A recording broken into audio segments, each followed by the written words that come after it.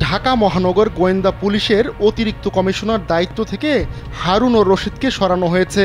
তার স্থলে এখন দায়িত্ব পালন করবেন ডিএমপির অতিরিক্ত পুলিশ কমিশনার মোহাম্মদ আশরাফুজ্জামান। বুধবার রাতে পুলিশ সদর দপ্তরের এক আদেশে এ তথ্য জানানো হয়েছে।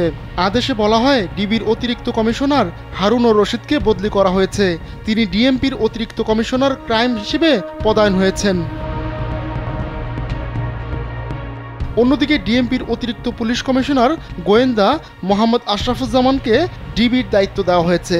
তিনি ডিএমপির অতিরিক্ত কমিশনার হিসেবে লজিস্টিক, ফিনান্স অ্যান্ড প্রকিউরমেন্টের দায়িত্বে ছিলেন। এদিকে পৃথক আরেকটি আদেশে ডিএমপির যুগ্ম কমিশনার পদমর্যাদার 3 কর্মকর্তার রদবদল হয়েছে। স্যান্ডেলিনা সো, রূপচর্চায় আভিজাত্য।